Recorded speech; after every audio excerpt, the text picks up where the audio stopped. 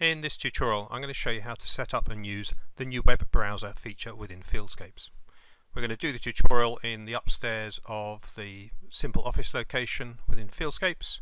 Nice big empty space for us to work in. So the first thing we need to do is put out a prop. So I go to my inventory, and then in the default props, you'll see that we've now got two new props in there, flat screen and flat screen large. At the moment you can only use the web browser with the flat screen and flat screen large. Hopefully in later releases we'll let you use it on more props. So click on the prop, put it into location. I can then move that around within the building just as I can do for any other prop, so to get it to the place I want. Next thing I need to do, double click on the prop, and here we've got the ability to attach a widget, and the way that we've implemented the functionality for the web browser is as a widget. So click on that widget, scroll down through the widget list, and the widgets are all for sort of special functions and special features to make props behave in very different ways. So click on in world browser, click on the arrow and attach that widget to the prop, and click on done, and click on save and close.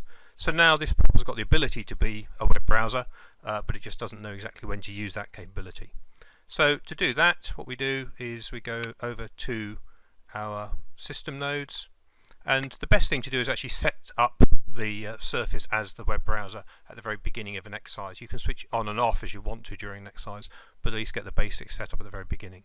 So the way we do that is we make use of the start node, which is always present in an exercise. That's all the things you want to do to define the exercise at the very beginning.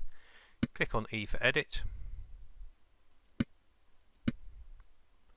And what I now want to do is start adding a couple of actions. So click on add action.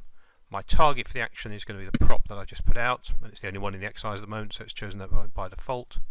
And the action that I want is a widget action, so choose that from the list. Now click on the widget action editor. Choose the widget for this on this particular prop. Again, there is only the one, so that's the web browser. And the action I want to do is I want to start off by setting the home page. So click on set home page. Then I can type in the value of the home page, so it's put it to the Dayton website. So enter the URL and click on save, and save again. So that's my first action, so that's now set the browser up with a home page to go to. The next thing I need to do is actually add an action to actually start the web browser working. As I say, you could do this later on in the exercise if you wanted to, if you didn't want the web browser to be functioning as a browser at the very beginning. So choose the action I want to do, go to the widget action editor, in world browser, and start the widget. And that start widget command is what we have on almost all the widgets that we use. Save that off. So there's my two actions, and you may well have other actions in the start node depending on what you're doing in your exercise. Click on OK, and click on OK, and let's just save what we've done so far. So now my web browser should be ready to go. So all I do is I'll drop into test mode. The exercise builds, and the exercise is ready. And what we should now see building up on the screen is the Dayton web page.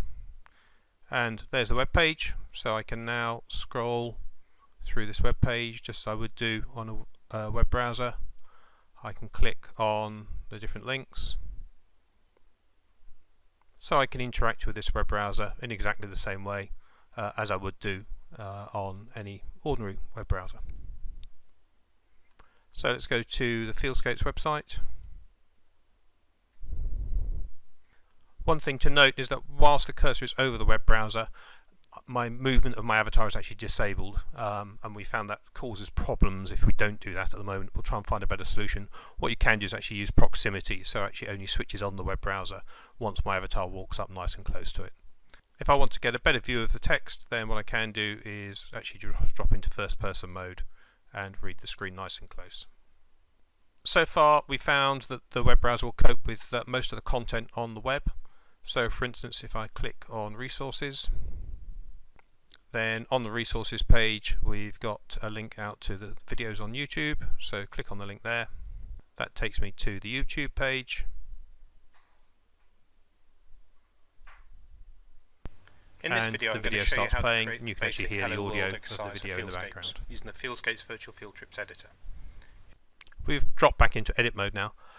By default, the browser doesn't come with an address bar, back button, home button, anything like that.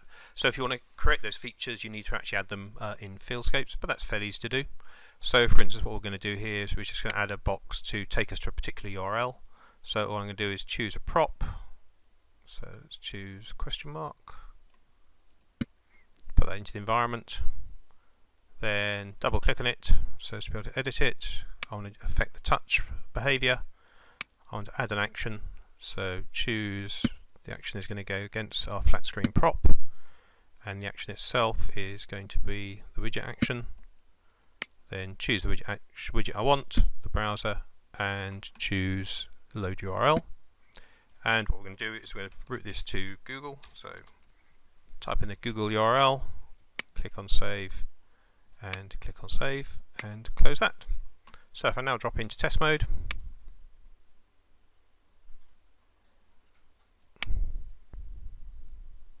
as before, Dayton's screen loads up, and I can browse through that. But if I then click our box here, then I'm onto the Google site, and I can then do my search.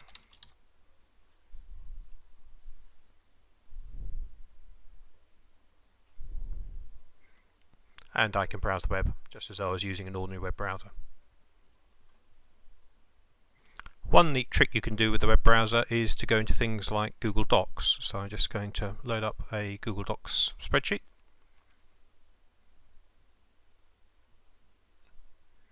And there's the spreadsheet. And we've got a cell here that we want to change. Just to show this is actually live, what I'm going to do is just reveal the spreadsheet running on the website or in my web browser. And now if I click into the cell,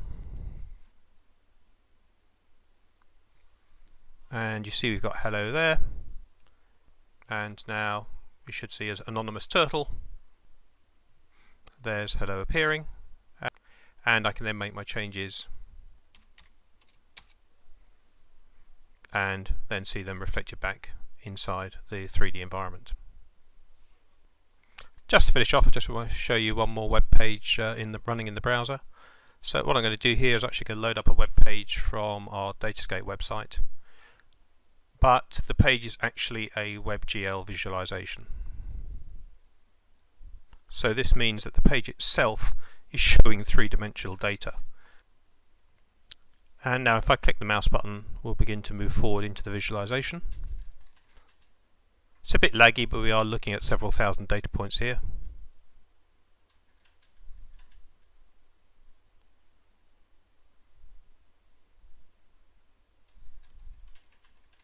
And come to a stop. And then I can use my mouse to actually rotate the visualization.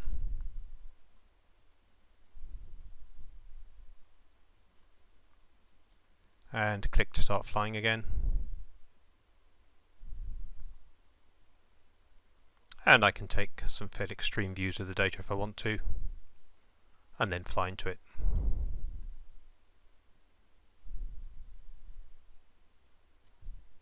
And here's a nice ground level view of the data.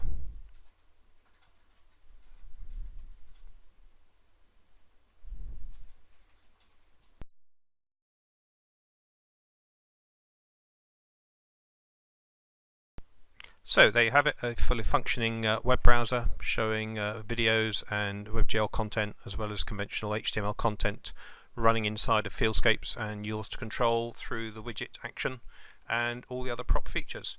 In later videos we'll show you how to implement some of the other browser features using props and actions, and we'll also be doing some videos on some of the other new features in Fieldscapes 1.5. Thank you.